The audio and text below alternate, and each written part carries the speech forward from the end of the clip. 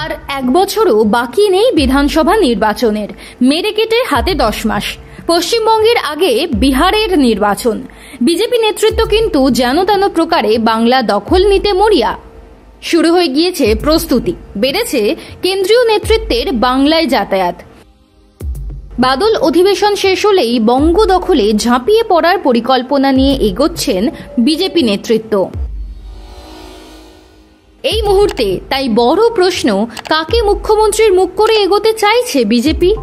কেন্দ্রীয় বিজেপি নেতৃত্ব মনে করছে পশ্চিমবঙ্গে এই মুহূর্তে দলের অন্যতম জননেতা শুভেন্দু অধিকারী। গত বিধানসভা ভোটে তিনি হারিয়ে দিয়েছিলেন মুখ্যমন্ত্রী মমতা বন্দ্যোপাধ্যায়কেও।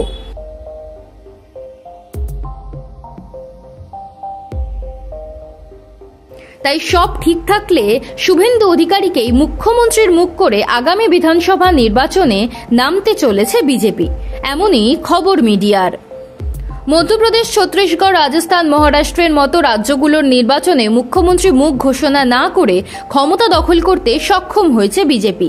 উত্তরপ্রদেশে আবার ব্যতিক্রম দেখা গিয়েছিল।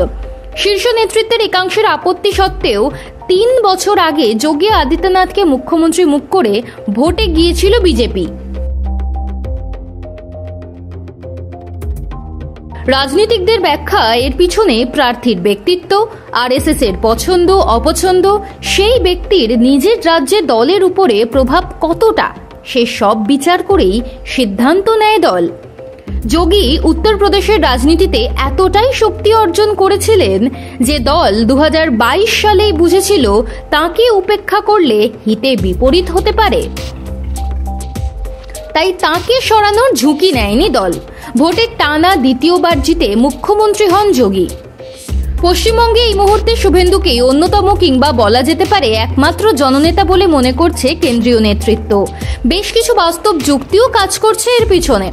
বিশ্বাসযোগ্যতা ও ভিড় টানার প্রশ্নে বর্তমানে শুভেন্দুর বিকল্প নেই। আর একজন ছিলেন, তিনি দিলীপ ঘোষ, কিন্তু তিনি বিতর্কে জেরবার। তাই পশ্চিমবঙ্গে বিজেপির সেরা বাজি শুভেন্দু।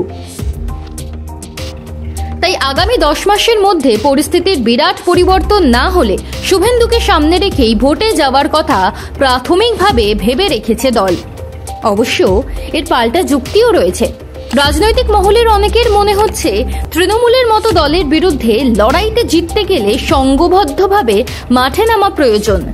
শুভেন্দুকে মুখ্যমন্ত্রী পদপ্রার্থী করা হলে দলে শুভেন্দু বিরোধী যে অংশ রয়েছে তাদের বসে যাওয়ার আশঙ্কা রয়েছে। তাছাড়া শুভেন্দু বিরোধী দলনেতা হলেও তার প্রভাব মূলত নিজের জেলাতেই সীমাবদ্ধ বলেই মনে করেন রাজনীতিকদের একাংশ। সামগ্রিকভাবে পশ্চিমবঙ্গের মানুষের কাছে এখনো তার গ্রহণযোগ্যতা তৈরি হয়নি, বিশেষ করে শহুরে শিক্ষিত সমাজের কাছে। এই যুক্তি অবশ্য খুব একটা গুরুত্ব পাচ্ছে না, কারণ ধারাবাহিকভাবে সরকার বিরোধিতায় নামায় জনমানসে শুভেন্দুর গ্রহণযোগ্যতা আগের চেয়ে অনেকটাই বেড়েছে। সেই প্রশ্নে শুভেন্দুর বিকল্প নেই। প্রশ্ন আরও একটি, শুভেন্দু ছাড়াও মুখ্যমন্ত্রী মুখের বিকল্প আর কে হতে পারতেন? মিডিয়ার খবর, দৌড়েছিলেন রাজ্য সভাপতি তথা কেন্দ্রীয় শিক্ষা প্রতিমন্ত্রী সুকান্ত মজুমদারও। কিন্তু কেন্দ্রীয় নেতৃত্ব ঠিক করেছে জেতা সাংসদকে বিধানসভায় দাঁড়াতে দেওয়া হবে না। তাই আপাতত দৌড়ে নেই সুকান্ত।